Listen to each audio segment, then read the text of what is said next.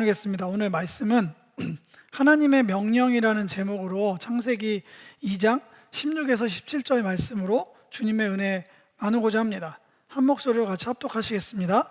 시작.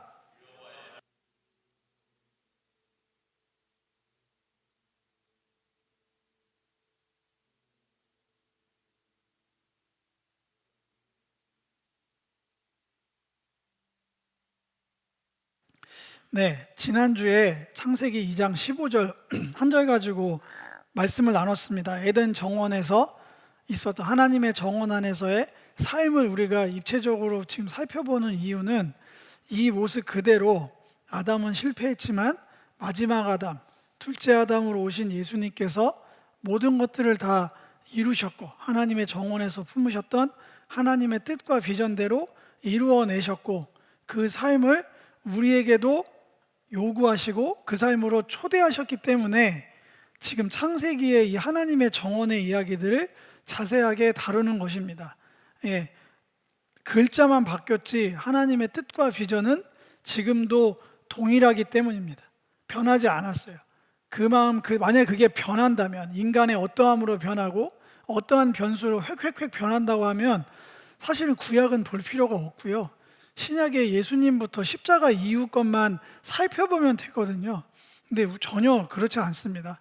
모든 일들은 에덴에서 태초에 시간적으로는 장소에서는 에덴에서 시작된 이야기들이어서 우리가 자세히 살펴보고 있습니다. 지난주 설교의 핵심으로는 이제 존재와 사역에 대한 이야기들을 드렸어요. 이건 선순환 구조다. 거기 안에서 하나님께서 왜 무언가를 하길 원하시는가? 존재되어 있는 우리들에게 무언가 하길 원하는가? 우리는 무언가를 하기를 별로 원치 않죠. 그냥 하나님께서 나의 어떠한 존재로 나를 만드셨고 그 은혜에 잠잠히 머물고자 합니다. 근데 그것은 여러 방면에서 우리의 뜻과 하나님의 뜻이 다른 것을 우리는 알 수 있습니다. 간단한 예로 그 변화산 사건만 기억하셔도 베드로랑 세 명은 그 예수님의 변화된 용모를 보고 초막 셋을 짓고 내려가길 원치 않았어요. 그냥 거기서 그렇게 주님과 살길 원했지만 주님 그 예배를 받지 않으셨어요. 내려가라고 했습니다. 내려간 다음 장면은 여러분들 알다시피 귀신 들려서 넘어져 있는, 귀신에 완전히 사로잡힌 부자의 이야기로, 그러니까 아버지와 아들의 이야기로 되어 있습니다. 그게 우리의 현실이거든요. 이 현실 안에서 정말 이것이 존재된 우리가 무엇을 하며 살 것인가는 우리를 존재를 규정하는 것이자 우리의 참된 안식과 직결이 돼 있는 거예요. 그렇기 때문에 우리에게 중요한 이유가 되고요. 아담에게 부여하셨던 에덴 정원에서의 아바드, 그 일, 그 봉사, 그 섬김, 그 사역이 뭘까? 이거는 하나님한테만 해당되는 게 아니라 하나님이 만드신 사람, 하나님이 맡기신 사물에도 그대로 적용돼야 되는 굉장히 광범위한 얘기였고요. 그 다음에 아담에게 부여된 에덴 정원에서의 샤마르, 지켜내야 될 것, 주의 깊게 유의하면서 살아가야 될 원칙들, 기준들, 무엇을 돌보고 보존하고 중시하면서 살아가야 될 것인가, 이것이 하나님 존재된 우리에게 맡기신 삶의 자리, 예배의 자리입니다. 그렇게 창조세계 경영의 방식을 하나님의 비전은 정원지기를 통해서 이루길 원하셨어요. 하나님이 무언가 모자르고 능력이 부족해서가 아니라 하나님의 뜻과 비전 안에 우리가 있음에 감사할 뿐입니다. 우리가 어떠한 기여를 해야 그게 되는 게 아닌데 하나님께서 그런 방식을 취하셨기 때문에 우리의 삶이 의미가 있고 오늘도 우리가 예배를 드릴 수 있는 것이죠. 아담을 통해서 에덴 정원에 담겨져 있던 생명과 행복을 불모지나 다름없던 준비는 돼 있으나 생명을 잉태하지 못하는 열방의 땅까지 확장해 나가길 원하셨어요. 그렇게 존재된 우리가 하나님이 부여하신 사명을 온전히 이루어갈 때 온전한 관계 안에서의 하나님과 우리의 안식이 이루어지고 그것이 열방 가운데 확장되는 비전을 주님께서 품으셨고 그 하나님의 비전을 그 사명 안에서 아담에게 그대로 공유하기를 원하셨습니다. 이 배경을 가지고 오늘 여러분들이 읽으신 본문 말씀으로 돌아가겠습니다. 창세기 2장 16절 상반절은 이렇게 되어 있습니다. 여호와 하나님이 그 사람에게 명하셨다. 그 사명을 이야기하자마자 명하셨어요. 무언가를.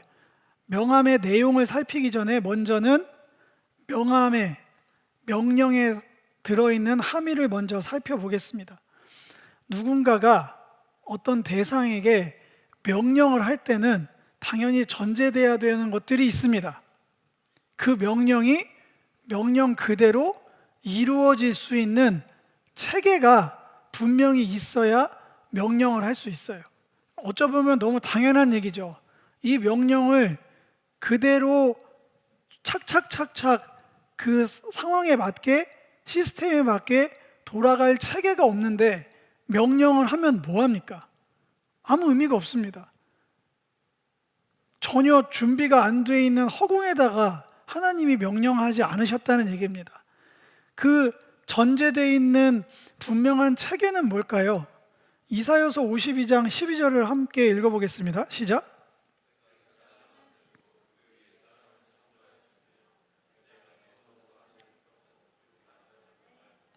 네, 개역 한글 성경이 이렇게 번역이 돼 있어요. 창세기 2장 1절에는 천지와 만물이 다 이루어지니라 할 때 만물 할 때 콜 짜바 이렇게 돼 있거든요. 모든 만상, 그러니까 모든 물건, 모든 존재하는 것, 모든 존재하는 것들이 다 이루어졌다라고 창세기는 얘기하고 있는 걸 이사야서 45장 12절은 하나님께서 모든 것들이 그대로 존재하라고 명령했기 때문에 이 모든 것들은 존재하는 거다 이렇게 설명하고 있어요. 하나님의 창조 주권과 체계를 그렇게 명령에 묶으셨습니다. 왜 우리가 지금 숨쉬고 살아갈 수 있을까요? 우리를 떠나서 이 온 우주는 어떻게 존재할 건가요? 과학자들은 물리적인 법칙으로 천체 물리학으로 그것들을 설명하고자 지금도 연구를 하고 있지만 신앙의 눈으로는 분명히 말할 수 있습니다. 하나님의 창조 질서 안에서 있으라 명하셨기 때문에 모든 것은 있는 거예요. 나중에 계시록 가면 모든 것이 새로워져라 하니까 새로워진다고 써 있잖아요. 하나님의 명령에 따라서 그 말씀에 따라서 모든 것들이 존재합니다. 그것만으로도 이유가 충분하죠. 명령하실 수 있는 이유. 완전한 창조였다는 뜻이고요. 완전한 창조 질서의 반영의 결과로 이제 하나님은 그 창조의 결과로 명령하실 수 있는 거예요. 이제는 모든 것들이 그 자리에 그대로 있다면, 하나님의 창조 질서 안에 있다면 그 명령은 지켜질 수밖에 없습니다. 말씀하신 대로 이 땅 가운데 이루어질 수밖에 없는 거예요. 모든 것들은 그렇게 지금도 굴러가고 있어요. 태양은 태양답게 존재하고 있고 천체는 천체대로 존재하고 있고 땅은 식물을 내고 있고 지금도 여전히 바다는 바다 생물을 내고 있어요. 문제는 그 모든 것들을 위임받은 사람, 하나님의 이 분명한 가치 체계를 얼마나 존중하는가. 하나님의 명령을 따른다는 것은 그 명령의 내용도 중요하지만 명령을 하시는 분이 만드신 하나님의 창조 질서, 그 체계에 대한 존중을 함의하고 있습니다. 두 번째, 하나님의 명령에는 또 다른 전제가 있어야 됩니다. 명령하는 사람과 명령을 받는 사람의 분명한 관계가 전제가 돼야 됩니다. 관계 없는 사람이 나더러 뭘 하라고 그러냐면 이렇게 반응할 겁니다. 처음에는 잘못 들은 거겠지, 무시합니다. 왜냐하면 명령을 제가 들을 관계가 없거든요. 남이거든요. 두 번째는 계속 재차되면 재확인을 하겠죠. 내가 맞냐고, 지금 그 얘기를 나보고 하라고 한 게 맞아요? 허허, 그게 맞는 거예요? 혹시 다른 사람이랑 헷갈린 거 아닌가요? 관계가 없으면 그렇게 됩니다.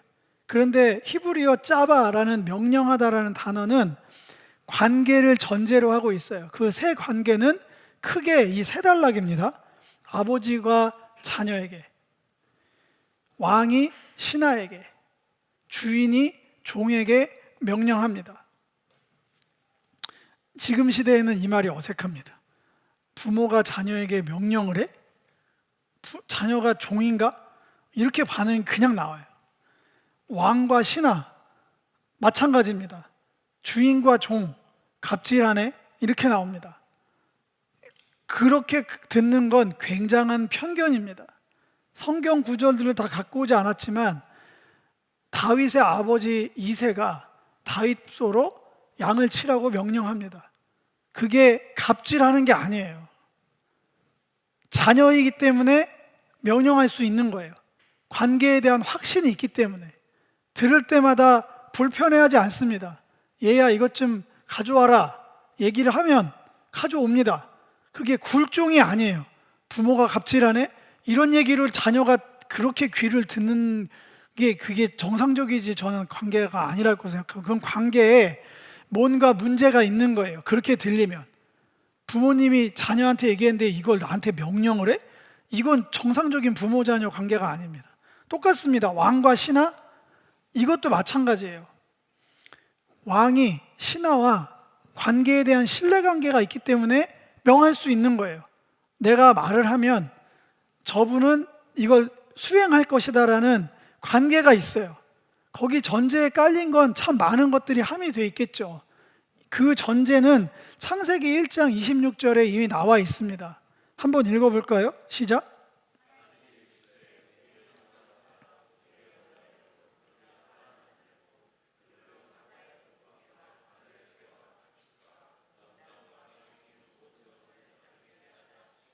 예, 창세기 1장은 분명히 권한을 위임했다고 나옵니다. 권한을 위임하셨어요. 그리고 안 갖고 왔지만 28절을 보면 그 위임된 권한을 행사하기에 필요한 모든 조건을 갖춰준다고 써 있습니다. 모든 먹을 것, 축복들 다 줄 테니까 위임할 테니까 그 일을 수행하라고 했습니다. 왕과 신하의 관계가 분명하다는 뜻은 아무런 공급도 없이 아무런 과정도 없이 그냥 명령한다는 갑질이 아니에요. 전부 다 위임하셨기 때문에 명할 수 있는 거예요. 내가 다 위임했잖아. 너의 권한으로. 그러니까 그 일을 해. 왜 못합니까? 그건 신뢰죠. 갑질이 아닙니다. 주인과 종도 마찬가지입니다. 주인과 종. 종의 삶은 주인이 책임집니다. 주인이 책임져요. 종이 내일 뭐 먹을까 고민하지 않아요. 그거 군대 생각하시면 돼요. 군대에서 나는 뭐 입고 훈련하지? 내일 그 식당 가면 밥은 주나? 이런 고민을 하면서 밤에 자는 군인은 없습니다. 제가 알기로. 단 한 사람도 본 적이 없어요. 주인은 당연히 종을 책임지고요. 그러니까 주인은 종에게 요구를 합니다. 이런 관계를 하라고. 그래서 하나님과의 우리 관계를 분명히 하셨으면 좋겠어요. 하나님은 우리에게 아버지 되십니다. 하나님 우리에게 왕 되시고 우리의 삶의 주인 되세요. 그 관계를 분명하게 인정한다면 하나님은 우리한테 이렇게 살라고 명령하실 수 있습니다. 이건 관계가 중심이 되는 오히려 관계 용어입니다. 이걸 떼고 인격적 관계 얘기하면서 수평을 얘기합니다. 하나님은 항상 우리한테 이것 좀 해줄래? 너의 상황이 되면 이건 어떨까? 이건 만들어낸 거죠. 온전한 관계가 아닙니다. 그냥 본인이 원하는 신을 투영한 거예요. 하나님과 우리 관계는 저는 분명해졌으면 좋겠습니다. 분명하니까 명하신다. 이것은 나를 향한 신뢰죠. 이 일을 하면 아버지를 좋게 하고 왕을 좋게 하고 주인만 좋게 하는 게 아니에요. 율법은 수십 차례 걸쳐서 구약을 통해서 지키기만 하면 생명을 얻는 율법이라고 율법에 전제되어 있는 문구가 항상 있습니다. 우리더러 잘 살으라고 명령하신 거예요. 율법이라고 얘기해도 우리가 그거를 오남용하고 오용해서 그런 일이 발생한 겁니다. 자, 이렇게 하나님의 명령에는 분명한 체계와 관계를 바탕으로 함이 들어가 있어요. 정원지기에게 주어진 명령은 하나님의 창조 질서에 대한 전적인 신뢰이자 하나님의 하나님과의 온전한 관계가 전적으로 신뢰되지 않으면 이 명령은 권위가 없습니다. 이 명령을 따르지 않는다는 건 그대로 바꿔 말하면 하나님의 창조 질서를 머리로는, 지식으로는 인정하되 삶으로는, 실제로는 인정하지 않는 거예요. 주입된 어떠함으로 관계됨을 인정은 하지만 자기중심적입니다. 하나님이 나의 삶에 다 이루어질지니 같은 도움이 이 정도인 거죠. 그렇게 명령에는 하나님의 가치체계와 분명한 관계가 함의되어 있고 그 명령을 이제 시행하시는 거죠. 반드시 지켜내야 되고 주의하고 중시해야 하는 것. 이거를 바꿔 말하면 이 명령을 따른다는 건 하나님의 창조 질서를 인정하고 하나님과의 우리의 바른 관계를 전적으로 신뢰한다는 예배죠. 하나님과 어떤 체계와 관계 속에서 살아가는가가 나의 존재됨과 사역의 가장 큰 이슈입니다. 무엇을 하느냐의 중심에는 내가 하나님과 어떤 체계 안에서 어떤 관계 속에 있는가에 대한 반증이에요. 자, 그렇게 명령을 살펴보고 이제 먹는 문제를 살펴보겠습니다. 그렇게 중요한 첫 번째 명령을 하나님께서는 먹는 것과 연결시키셨습니다. 너무 희한합니다. 먹는 것. 유치할 수도 있습니다. 그렇게 중요한 거면 조금 되게 품격 있고 고매한 위대한 무언가가 나올 것 같은데 먹을 것입니다. 근데 따지고 보면 너무 당연하죠. 따지고 보면 먹을 것은 가장 인간에게 보편적이자 근본적이고 또한 본능적인 주제입니다. 눈을 감고 한번 상상해 보면 아담이 에덴 출신이 아닌데 옮겨 놓으셨죠? 척박한 땅의 흙의 먼지 출신입니다. 근데 에덴은 세팅값이 다르죠. 생명이 가득한 먹을 것으로 넘쳐났습니다. 넘쳐났어요. 명령으로 먹을 것을 했다는 건 정상적이면 먹을 때마다 하나님과의 창조질서 체계, 먹을 때마다 하나님과의 바른 관계를 떠올려야 마땅한 겁니다. 그래서 먹을 것입니다. 그래서 왜 이것이 예배의 핵심 요소라고 제가 아바드 샤마르의 가장 중요한 요소라고 말씀을 드리면 가만히 성경의 흐름을 보면 이 먹는 것과 예배, 구원 하나도 동떨어져 있지 않습니다. 에덴 정원에서만의 문제가 아니라 여호와의 유월절 그 밤에도 여러 가지 방식과 방법이 있지만 결론적으로 어린 양의 고기를 어떻게 해서 그 밤에 먹어야 된다. 안 먹었으면 출애굽 못했어요. 선택이 아닙니다. 하나님의 질서 체계와 관계를 인정한다면 그 약 먹는 게 구원이랑 무슨 상관입니까? 그런 질문을 할 수 있는 여지가 없다는 거예요. 출애굽 가장 강렬한 구약의 구원 사건도 먹는 것과 묶여 있습니다. 그리고 출애굽했죠. 홍해를 가르고 이스라엘 백성은 그 마른 땅을 지나갔습니다. 그 기적 후에 출애굽기 15장 보면 한 장 가득히 마르고 닳도록 하나님의 위대하신 이름을 찬양합니다. 그러나 그 찬양이 여운이 가시기도 전에 16장 되자마자 먹을 것 때문에 와르르 무너집니다. 이집트로 돌아가길 원하네, 이 고생을 시키려 날 불렀네, 어제 홍해 갈라진 거는 잊은 지 오래입니다. 왜냐? 오늘 먹고 사는 문제랑 어제 홍해 갈른 기적이랑 나랑 무슨 상관이냐는 거예요. 그게 나랑 무슨 상관이냐? 출애굽 기적이 애굽에서 나온 게 내가 먹고 사는 문제에 뭐가 해당되느냐? 거기서도 해결책은 만나였어요. 그러고 보니까 계속 먹을 것입니다. 이 끝에 뭐가 나올까요? 예수님께서 하나님의 아들로 온 열방 가운데 공표되셨습니다. 하나님의 아들, 성령의 이끌림을 받아서 광야로 나가자마자 우리가 알고 있는 세 가지 시험이 나옵니다. 마귀 사탄이 쫓아와서 네가 하나님의 아들이거든 하면서 세 가지 시험을 하죠. 설교 시간은 그 본문은 아니지만 우리는 다 알고 있습니다. 그 첫 번째 시험은 또 먹는 겁니다. 예, 우리는 이 먹는 것들을 이거를 무시할 수가 없어요. 먹고 사는 것. 근데 거기서 분명히 얘기하셨어요. 먹고 사는 문제는 그렇게 하는 게 아니다. 예, 가만 보니까 이 먹는 것과 예배의 핵심 요소를 묶어놓은 이 방식은 지금 돌이켜 보니까 하나님의 신의 한 수였어요.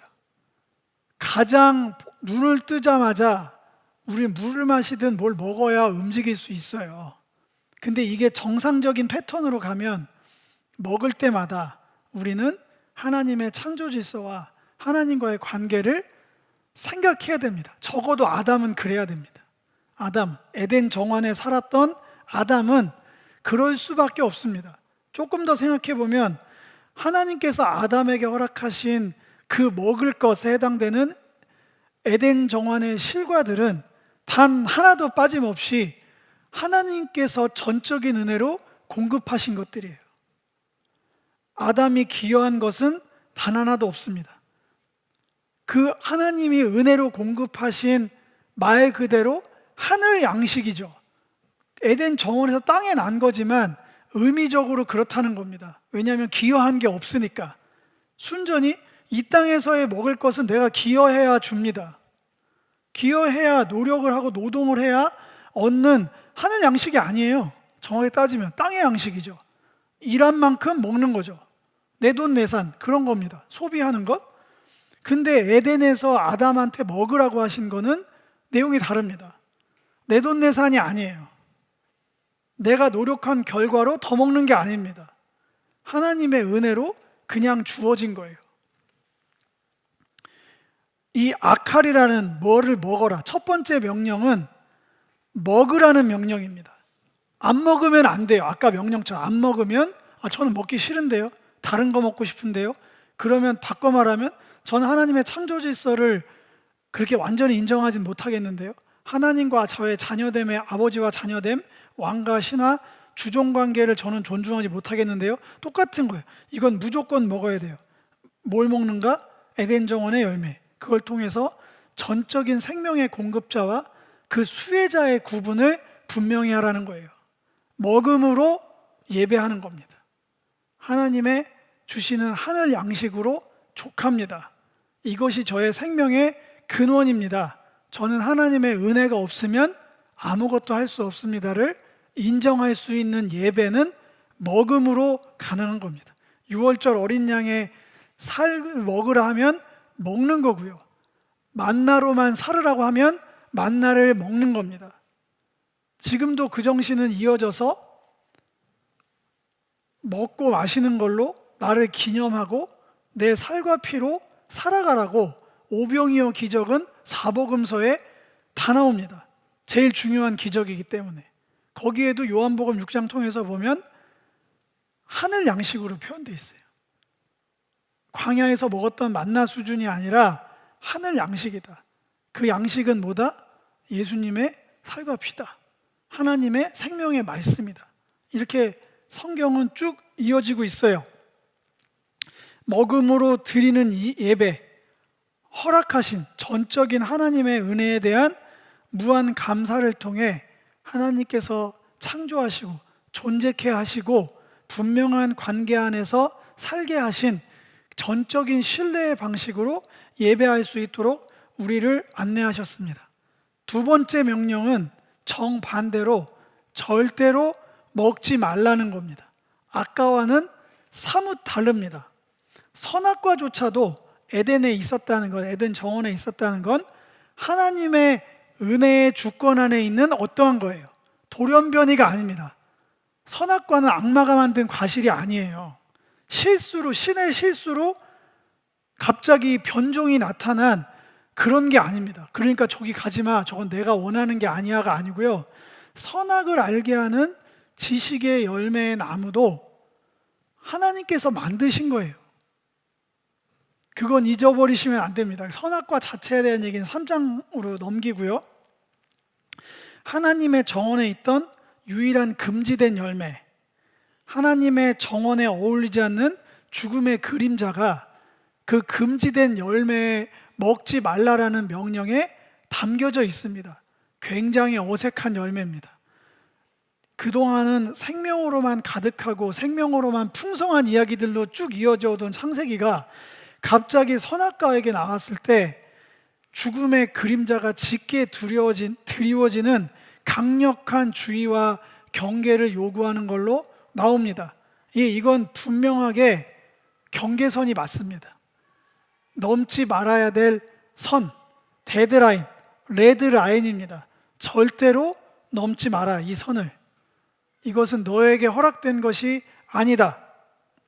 먹지 않음으로 드리는 예배입니다.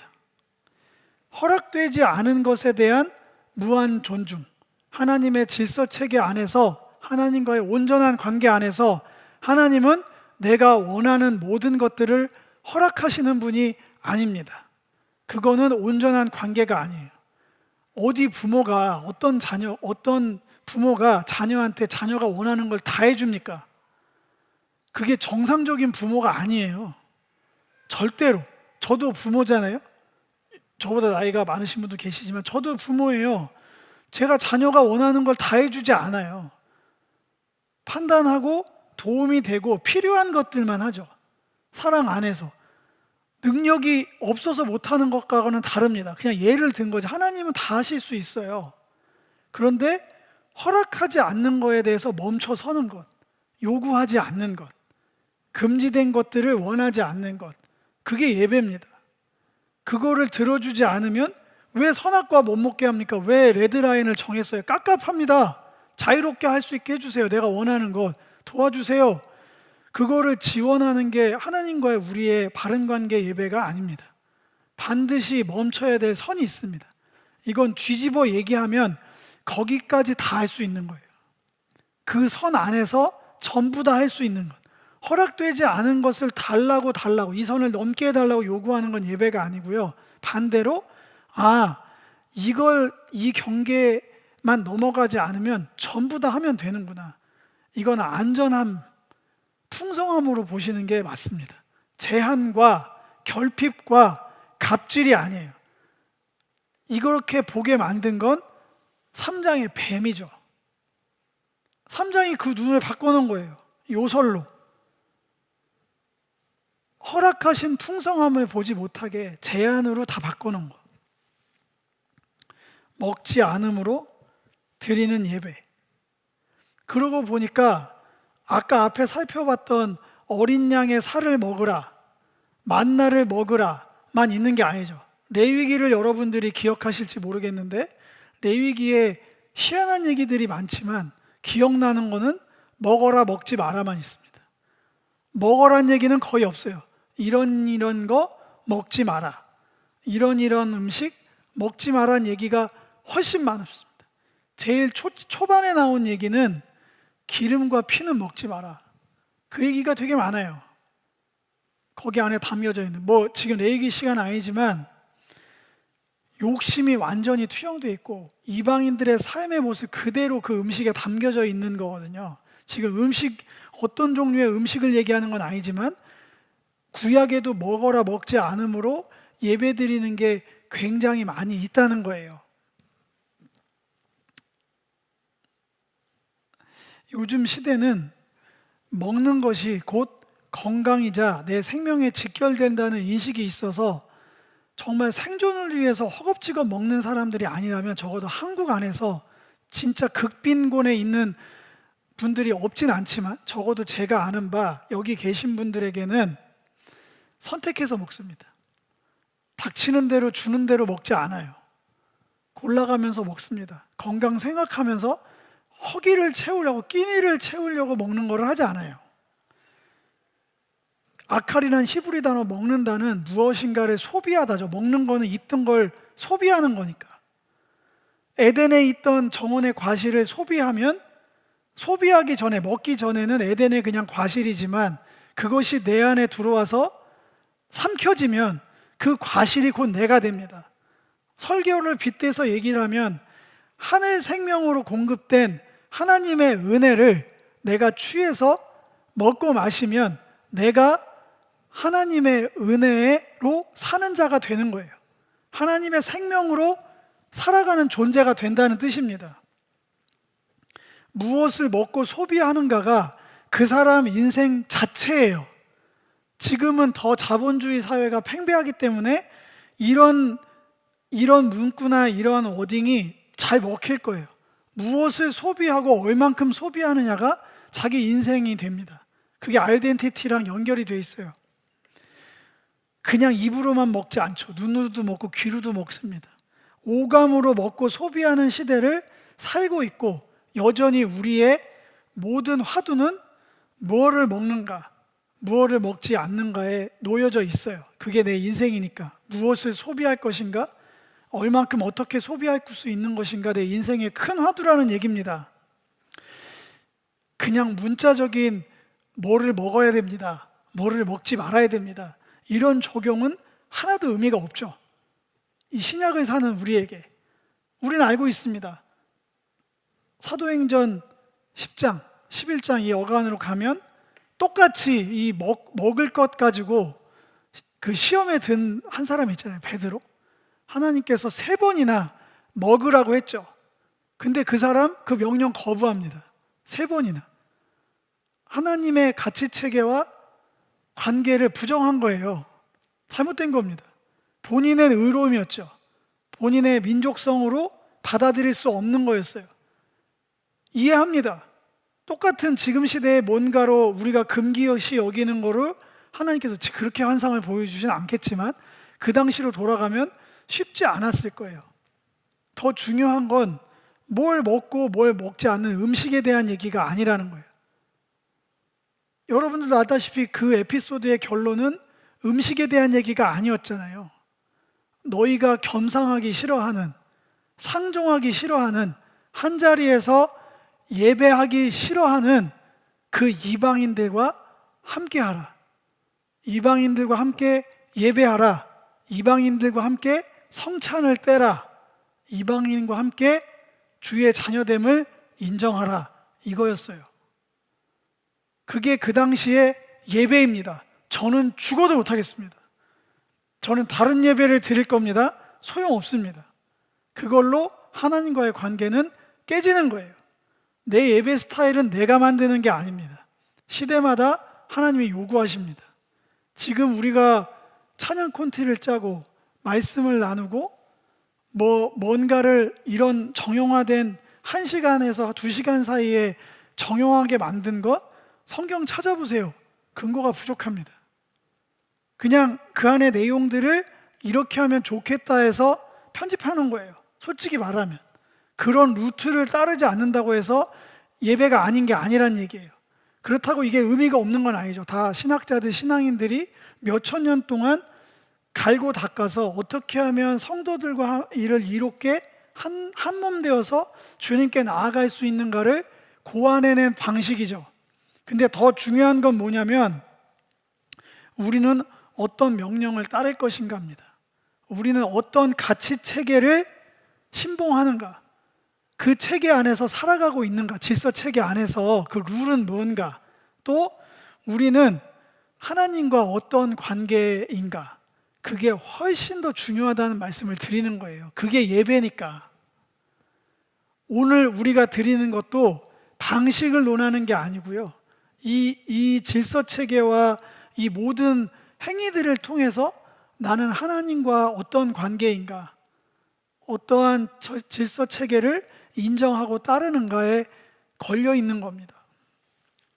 이 시대를 우리는 살아가고 있고 우리도 고민하고 예배를 드려야 됩니다. 무엇을 먹을까, 먹지 않을까의 선택에 따라서 우리의 예배가 성패가 좌우된다는 말입니다. 순대를 먹지 마라, 선지는 더러운 거다, 그런 얘기를 드리는 게 아닙니다. 하나님의 창조 체계와 관계에 대한 무한한 신뢰와 존중을 깨는 건 눈으로도 입으로도 귀로도 거부하셔야 마땅합니다. 그건 먹지 말아야 될 겁니다. 반대로 하나님의 창조 체계와 관계에 대한 무한 신뢰와 존중을 돕는 하늘 생명으로 공급된 하나님의 은혜에 관계된 것들은 오감으로 채우셔야 됩니다. 풍족히 모자람 없이 충만히 채워야 그 생명으로 움직여집니다. 그렇지 않으면 우리 그 에너지원이 그게 아니라면 다른 에너지원으로 살아갈 수밖에 없어요. 하늘 양식 생명에 대한 풍족한 공급만이 곧 우리의 영성이자 우리의 인생을 만들어가는 원동력이 될 겁니다. 정확하게 여러분들이 무엇을 더 많이 먹고 어떠한 것을 원천으로 삼느냐가 여러분들의 인생의 성패를 좌우할 거예요. 감히 제가 성공과 실패로 얘기하겠습니다. 그게 사실이니까. 세상에서 요구하는 컨슈머, 얼마나 많은 소비를 할 수 있는 능력자인가. 명품으로 따지면 이런 쓸데없는 거에 1,000만 원, 2,000만 원을 드릴 수 있는 나는 어마어마한 컨슈머야. 백화점에서 VVIP 카드를 발급받을 수 있는 그 이 시대의 VVIP는 컨슈머들에게 부여되는 거거든요. 그 얼마나 많이 내가 소비할 수 있는지의 능력을 자랑하는 시대가 됐어요. 근데 이 설교를 마무리하면서 우리는 소비하는 자가 아닙니다. 이 세상의 자본을 소비하는 자로 사는 게 아니고요. 하나님의 원천이 하나님의 은혜를 먹고 사는 사람들이고요. 그 은혜를 통해서 공급받은 것으로 아바드 샤마르로 그 생명을 확장해 나가는 말 그대로 크리에이터예요. 유튜브 크리에이터 말하는 게 아니라 생명을 가치를 가장 존중하는 삶의 형태, 하나님의 창조 질서가 그렇게 세팅이 돼 있으니까 하나님과의 관계를 최우선적으로 삼아서 그분이 명하신 대로 살아가는 게 삶의 행복이자 유일한 가치 체계가 되어가는 사람들, 그게 크리에이터예요. 제가 얘기하는 생명을 낳고 기르고 확장해 나갈 수 있는 사람들. 컨슈머는 생명을 소비하는 사람들입니다. 예, 그분들은 생명을 낳고 기르고 확장하려는 쪽이 없고 얼만큼 저 사람의 어떠함을 내 걸로 만들 것인가, 거기에는 좋은 서비스가 있겠죠. 근데 목적은 크리에이터가 아니에요. 그 생명을 나누고자 함이 아닙니다. 고객 감동을 실현한다고 하지만 고객 감독의 목적은 저 사람의 것들을 컨슘하는 거예요. 저는 그거는 크리스찬의 삶은 아니라고 생각합니다. 저는 여러분들의 삶이 찬란하고 위대하게 빛나기를 바라요. 설교의 마무리로 마태복음 6장 25, 34절 말씀을 갖고 왔습니다. 산상수훈에 담겨져 있는 그 산에서 선포하신 빼어난 말씀의 거의 결론에 해당되는 말씀입니다. 물론 이제 내용이 이것만 있는 건 아니지만 여기에 오늘 우리가 나눴던 메시지와 결이 같은 얘기가 있습니다. 여기에도 결국에는 무엇을 먹는 거에 대한 이야기가 나옵니다. 뭘 먹을지, 뭘 마실지, 몸을 위해서, 목숨을 위해서 염려하는 삶, 뭘 소비하면서, 얼만큼 소비하면서 살지를 고민하는 삶을 멈추라고 얘기하십니다. 공중의 새랑 비교합니다. 우리의 삶을. 새도 먹이잖아. 그런데 왜 그렇게 먹고 사는 거에 근심을 해? 저도 두려워요. 저도 처자식이 있고 공포가 뭔지 알고 있습니다. 근본적으로, 본능적으로 먹을 게 없어진다는 게 얼마나 공포스러운지 저도 알고 있어요. 근데 우리는 말씀을 나누고 있잖아요. 예수님이 말씀하셨잖아요. 그리고 첫 번째 시험에서도 말씀하셨잖아요. 사람이 떡으로만 살지 않는다. 하나님의 말씀으로 사는 거다. 소비자로 머리가 꽉 차 있는 사람들한테 그런 복음 전하면 어떻게 나올까요? 비현실적이라고 얘기합니다. 너무 삶과 동떨어진 얘기네요. 되게 이상적인 얘기네요. 어떻게 하나님의 말씀으로 살 수 있죠? 그래서 제가 창조질서 말씀드린 거예요.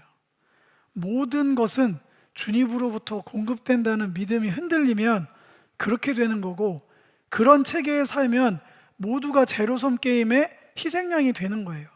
무한 공급처인 하나님의 은혜가 없으면 죽도록 내가 노력해갖고 남의 거를 뺏어오지 않으면 나와 내 식구는 굶어 죽는다. 약육강식의 세상을 벗어날 수가 없는 거예요.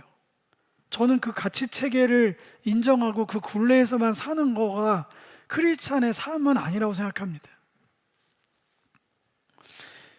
그러므로 염려하여 이르기를 무엇을 먹을까 마실까 입을까 하지 말라. 이거는 그냥 일반인들이 하는 거잖아. 너희들은 달라야 돼. 먼저 그의 나라와 그의 의를 구하라. 그리하면 너희들이 염려하는 그것 하늘 양식으로 반드시 채워주신다. 신앙인은 이 믿음으로 살아가는 사람입니다. 여기서 24시간 예배한다고 빵이 나오지 않아요. 에덴에 그런 삶은 없습니다. 그러나 저는 오늘 여러분들에게 삶의 기준점을 말하는 거예요. 아바드 샤마르로 액션 플랜이 나오기 전에 내가 어느 가치 체계와 관계 속에 있는가, 이 먹어라 먹지 말라는 두 가지 명령을 통해 이 시대의 예배자인 우리들에게 우리는 하늘 양식으로 살아갈 것인가, 땅의 양식을 풍성하게 달라고 그런 목적으로 살아갈 것인가, 어떤 예배를 드릴 것인가 묻고 계신다고 저는 믿습니다. 저와 여러분들이 특별한 신앙에 고매한 분들, 선교사님들, 목회자, 사역자들만 먼저 그 나라와 의를 먼저 구하는 게 아니라 저와 여러분들이 주의 자녀됨, 그 온전한 관계 안에 있다면, 하나님의 창조질서 체계를 인정한다면 우리 모두가 그렇게 먼저 그 나라와 의를 구하고 거기에 공급하시는 주님을 풍성히 경험할 수 있는 한 주간 되시기를 축복드립니다.